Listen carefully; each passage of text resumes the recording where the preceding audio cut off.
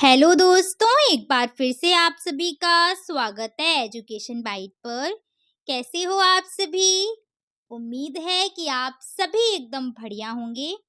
आपके DElEd 4th semester में जो आपका फर्स्ट पेपर है, आरंभिक स्तर पर पठन व लेखन क्षमता का विकास, वही पेपर मैं आज लेकर के आई हूँ। और इस पेपर में हमने लास्ट क्लास में जो टॉपिक पढ़ा था वो था आपका वाक्य किसे कहते हैं, वाक्य के कितने अंग होते हैं, साथ साथ अर्थ के आधार पर वाक्य के कितने प्रकार होते हैं। आज जो हम पढ़ने जा रहे हैं वो है आपका संरचना या फिर रचना के आधार पर वाक्य के कितने भेद हैं। तो रचना के आधार पर वाक्य के 3 भेद होते हैं। सबसे पहला वाक्य है आपका सरल वाक्य या फिर साधारण वाक्य, इसको हम सरल वाक्य भी बोलते हैं। सरल वाक्य क्या होता है? तो जब किसी वाक्य में एक ही उद्देश्य हो, साथ साथ एक ही विधेय भी होगा, वही वाक्य हमारा कहलाता है साधारण वाक्य या फिर सरल वाक्य। ठीक है। फॉर एग्जाम्पल आप देख पा रहे हैं, क्या है पहला एग्जाम्पल? तुम बहुत शैतान हो। तो आपको उद्देश्य पता है ना, कि जिसकी बात की जाती है या जो काम कर रहा होता है वाक्य में या जिसके बारे में कुछ बोला जाता है, वो होता है उद्देश्य। यानी कि एक तरीके से कर्ता आपका जो होगा वाक्य में, वो कर्ता ही होता है हमारा उद्देश्य। और जिसके बारे में जो कुछ भी, यानी कि हम उसके बारे में क्या बता रहे हैं, वो होता है आपका विधेय। जैसे यहाँ बोला गया तुम, तो तुम तो हमारा उद्देश्य बन गया। तुम के बारे में क्या बात बताई गई कि तुम बहुत शैतान हो, तो बहुत शैतान बन जाएगा हमारा विधेय। ऐसे ही आपका अगला सेंटेंस है सोहन खेलता है। तो सोहन क्या है? करता है। सोहन काम कर रहा है, तो सोहन यहाँ पर क्या बन जाएगा? उद्देश्य। और खेलता है, तो ये खेलता है क्या बन जाएगा? विधेय। तो जिस वाक्य में एक ही उद्देश्य हो, एक ही विधेय हो, वो कहलाते हैं सरल वाक्य। ऐसे और एग्जाम्पल लिख सकते हो, मैं पुस्तक पढ़ता हूँ, माताजी भोजन बनाती हैं, पिताजी विद्यालय जाते हैं। ऐसे कई सारे वाक्य हैं जो क्या है आपके सरल वाक्य हैं। आगे बढ़ते हैं हम। आगे हमारा वाक्य है क्या? संयुक्त वाक्य। तो संयुक्त वाक्य को देखिएगा कि संयुक्त वाक्य कौन से वाक्य होते हैं। जब कोई दो स्वतंत्र वाक्यों को मिलाकर एक वाक्य बनाया जाता है, तो बनाया गया वाक्य ही क्या कहलाता है? संयुक्त वाक्य। यानी कि हमने दो सरल वाक्यों को साधारण वाक्यों को जोड़ दिया, तो उनको जोड़ने के बाद जो हमारा वाक्य बनेगा वो कहलाएगा क्या? संयुक्त वाक्य। दो सरल वाक्यों को जोड़ करके बनाते हैं संयुक्त वाक्य। किसके द्वारा जोड़ते हैं? तो हम जोड़ते हैं इनको समुच्चय बोधक अवयव के द्वारा। समुच्चय बोधक अवयव जो हैं, इनके द्वारा हम इन वाक्यों को जोड़ते हैं। देखिए अगला क्या है। और इसकी एक खासियत है कि अगर हम उन दोनों वाक्यों को, उन दोनों सरल वाक्यों को अलग अलग करेंगे, तो वो अपना अलग अलग अर्थ देंगे और उस पे जो उनका अर्थ होगा उसका एक पूरे जो आपका वाक्य बनेगा संयुक्त वाक्य, उसके अर्थ पर कोई प्रभाव नहीं पड़ेगा। ठीक है।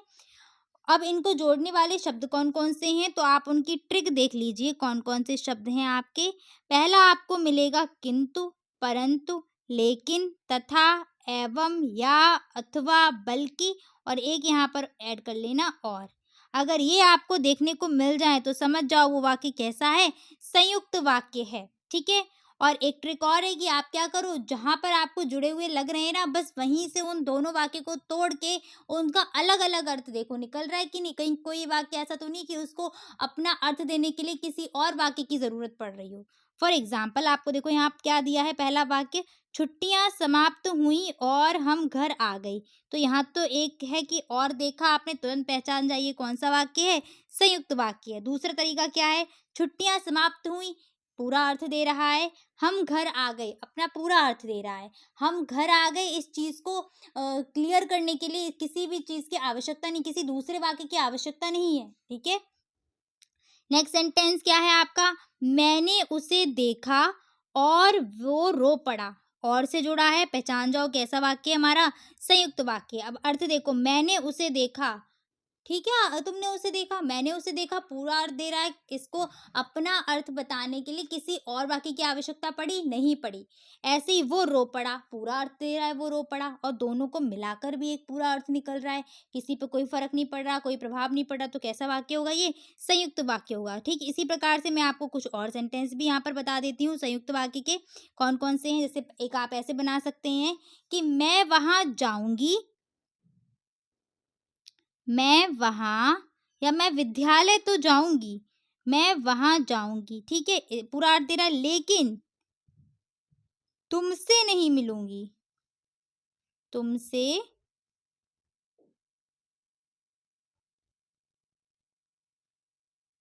मिलूँगी, ठीक है? तो ये क्या है लेकिन से आप पहचान जाओ, लेकिन लगाए कैसा वाक्य होगा? संयुक्त वाक्य। और इसका अर्थ भी देखो मैं वहाँ जाऊँगी पूरा एक अर्थ दे रहा है, तुमसे नहीं मिलूँगी ये भी दे रहा है, इसको किसी की आवश्यकता नहीं कुछ को क्लियर करने के लिए और दोनों को मिलाओ तो भी अर्थ मिलेगा आपको, ठीक है? और जो पहले अर्थ निकल रहे थे उनसे इनके अर्थों पर कोई प्रभाव भी नहीं पड़ेगा। अगला ही मैं आपको एक सेंटेंस और बता देती हूँ इसी प्रकार से, जैसे वह धनी है, वह धनी है परंतु सुखी नहीं है। वह धनी है लेकिन वह सुखी नहीं है।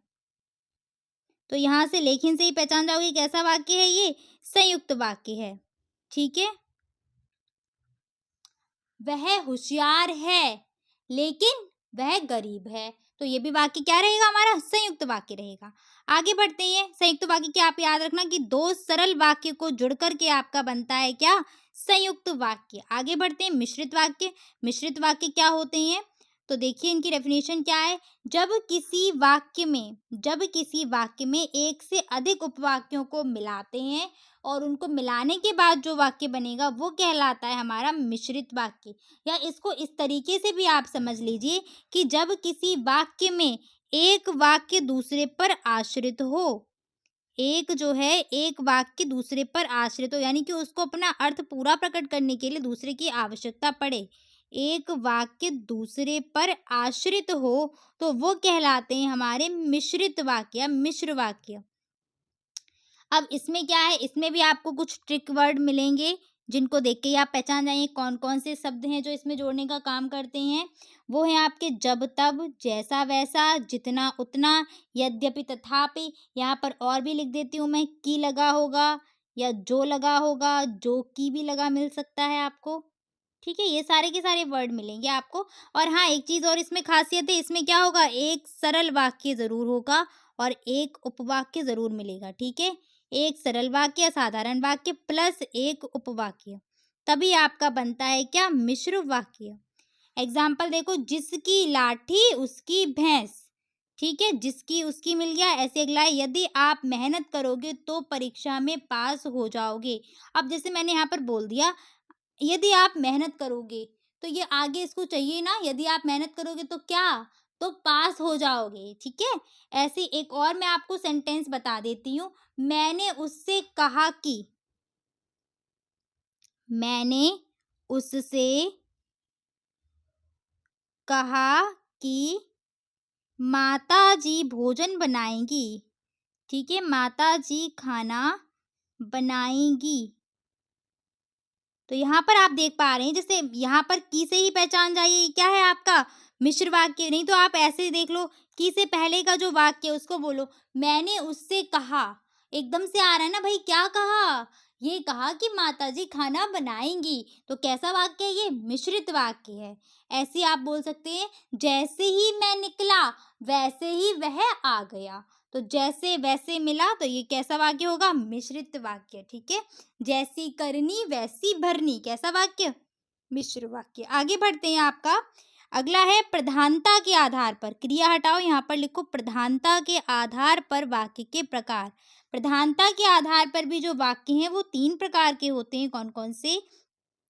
पहला है कर्ता प्रधान वाक्य, जिसको हम बोलते हैं कर्तृवाच्य। क्या बोलते हैं इसको? कर्तृवाच्य। कर्तृवाच्य वाक्य क्या होते हैं कि हिंदी भाषा में जब वाक्य के प्रयोग में कर्ता के अनुसार क्रिया को प्रयुक्त किया जाता है, यानी कि कर्ता के अनुसार प्रयुक्त क्रिया के लिंग एवं वचन का निर्धारण हो, तो उसको हम बोलते हैं कर्तृवाच्य। कर्तृवाच्य में क्रिया सकर्मक व अकर्मक दोनों हो सकती है। इस चीज़ को मैं हाईलाइट कर देती हूँ। कर्तृवाच्य में क्रिया जो है वो सकर्मक और अकर्मक दोनों होगी। और इसको शॉर्ट में याद कर लीजिएगा आप कि कर्तृवाच्य वाक्य क्या होते हैं। तो जिस वाक्य में कर्ता प्रधान हो, यानी कि जो क्रिया आएगी वो किसके अनुसार आएगी? कर्ता के अनुसार आएगी, वो हमारे क्या होते हैं? कर्तृवाच्य होते हैं। इसमें क्या प्रधान होगा? कर्ता प्रधान होगा इसमें। ठीक है। आगे है आपका, जैसे यहाँ एग्जाम्पल देखिएगा, अनुज किताब पढ़ता है, तो कौन प्रधान है यहाँ पर? अनुज।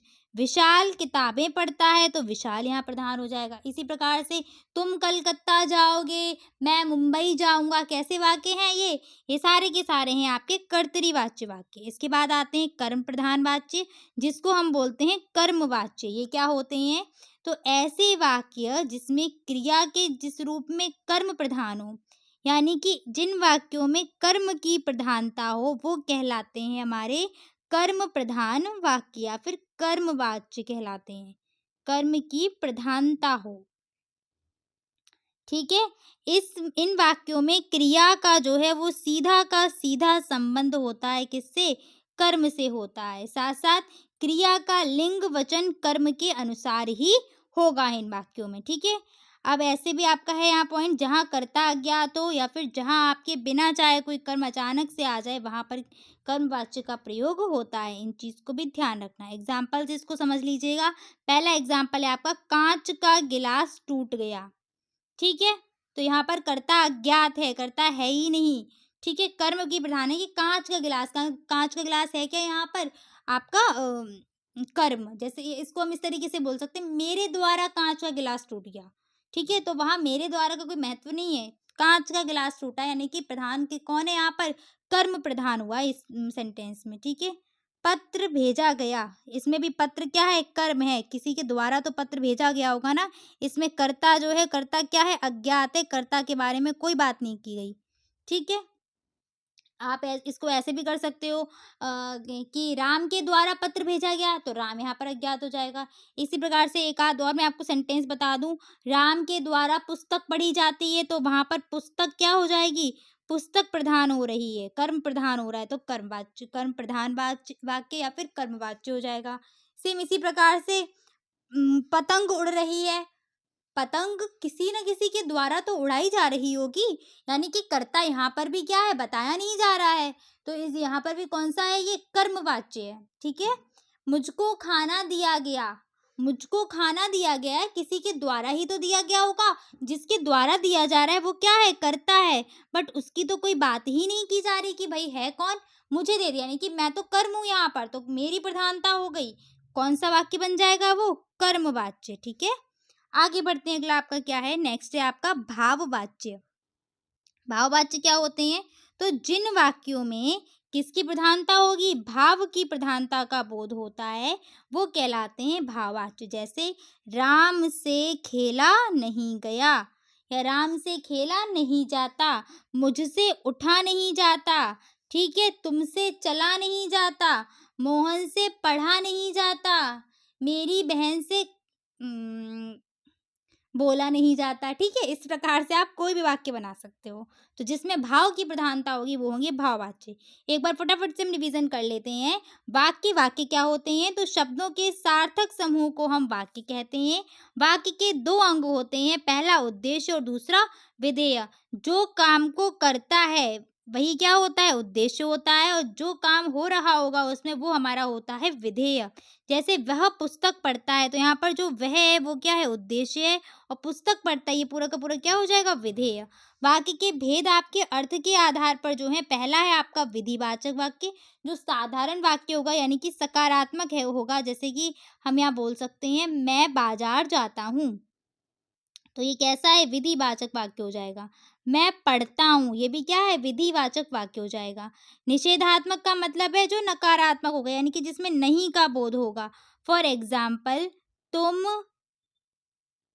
खाना नहीं खाते हो, तो ये कैसा वाक्य रहेगा? निषेधात्मक वाक्य रहेगा। तुम खाना नहीं खाते हो। प्रश्नवाचक वाक्य तो आपको समझ में ही आ रहा होगा, क्या होगा इसमें? प्रश्न पूछा जाएगा, और साथ साथ इसमें क्या होगा? पीछे क्वेश्चन मार्क लगा होगा। जैसे तुम कहाँ जा रहे हो, तुम कहाँ रहते हो, तुम्हारी माताजी खाने में क्या बना रही हैं, ठीक है। आप लोग कह रहे हो मैम आज खाना खाना बहुत कर रही हैं, है ना। चलो आगे बढ़ते हैं। अगला क्या है? विस्मयादि बोधक वाक्य। विस्मयादि बोधक वाक्य क्या होंगे? जिसमें हर्ष, भय, शोक, आश्चर्य, ये सारे भाव अचानक से प्रकट होते हैं, वो होते हैं विस्मयादि बोधक। जिसमें आपको एक्सक्लेमेटरी मार्क यानी कि विस्मयादि बोधक चिन्ह देखने को मिलेगा। यहाँ पर मैं लिख देती हूँ, वाह कितना सुंदर दृश्य है, कितना सुंदर दृश्य है। तो इस टाइप से अगर आपका आ जाता है तो वो हो जाएगा विस्मयादिबोधक वाक्य। आज्ञावाचक वाक्य यानी कि जहाँ पर क्या दी जा रही हो, आज्ञा दी जा रही हो, दरवाजा खोल दो, पानी ले आओ, ठीक है, पढ़ाई करो, इस टाइप के जो वाक्य रहेंगे वो आज्ञावाचक रहेंगे। नेक्स्ट है आपका इच्छावाचक वाक्य, जहाँ पर क्या हो, इच्छा की बात करी जा रही हो कि आपकी जो भी आशा वगैरह हो उनकी उनको व्यक्त किया जा रहा हो, आशा या इच्छाएं, जैसे मुझे शिक्षिका बनना है, मुझे अध्यापिका बनना है, आपकी यात्रा मंगलमय हो, ठीक है? तो इस टाइप के वाक्य रहेंगे इच्छावाचक। संदेहवाचक में क्या होता है? जहाँ पर क्या हो, कार्य होने का संदेह हो कि काम हो भी रहा है या नहीं हो रहा, कार्य होने का संदेह। जैसे शायद वह आता होगा, शायद कल बारिश होगी, ठीक है? इस तरीके से के जो वाक्य होते हैं वो होते हैं संदेहवाचक वाक्य। नेक्स्ट है आपका संकेतवाचक वाक्य, जहाँ पर क्या हो कि एक क्रिया जो है वो दूसरी क्रिया पर डिपेंड हो, एक काम का होना या एक क्रिया का होना दूसरी क्रिया पर डिपेंड हो, एक क्रिया दूसरी पर डिपेंड, ठीक है? तो वो आपके वाक्य हो जाएँगे क्या, संकेतवाचक। जैसे यदि तुम मेहनत करोगे तो अवश्य ही सफल हो जाओगे, यदि तुम आओगे तो मैं जाऊँगा, ठीक है? तुम्हारे आने पर निर्भर है मेरा जाना। तो ये सारे काम कैसे रहेंगे, संकेतवाचक। तो उम्मीद है कि आपको ये समझ में आ गए होंगे। नेक्स्ट है रचना के आधार पर, तो रचना के आधार पर 3 भेद होते हैं। पहला है आपका सरल वाक्य, दूसरा है संयुक्त वाक्य और तीसरा है मिश्र वाक्य। सरल वाक्य तो आपको पता ही है, जिसमें एक उद्देश्य और एक विधेय होता है, वो होते हैं सरल वाक्य। संयुक्त में क्या होता है, 2 सरल वाक्यों को हम ऐड कर देंगे यहाँ पर, तो बन जाएँगे संयुक्त वाक्य। किसके द्वारा ऐड करेंगे, तो वो आपको यहाँ मैंने पॉइंट लिख के दे दिए हैं कौन-कौन से, किंतु, परंतु, लेकिन, अथवा, और, तथा, एवं, या भी लगा हुआ मिल सकता है। ये सारे के सारे मिले तो कैसा वाक्य होगा, संयुक्त वाक्य। और मिश्र वाक्य कौन से होंगे, जिसमें कि, जो कि, जब, तब, जहाँ, वहाँ, जितना, उतना, जैसा, तैसा, यद्यपि, तथापि, ऐसे वर्ड्स मिल जाएँ तो वो होंगे हमारे क्या, मिश्र वाक्य। इसमें क्या होता है, एक वाक्य दूसरे पर आश्रित होगा, ठीक है? एक वाक्य दूसरे पर आश्रित। चलिए, तो आज हम आपका इतना ही रखेंगे, मिलेंगे फिर आपकी अगली क्लास में, ठीक है? चलो, thanks for watching and please like, share and subscribe my channel. Bye bye, take care.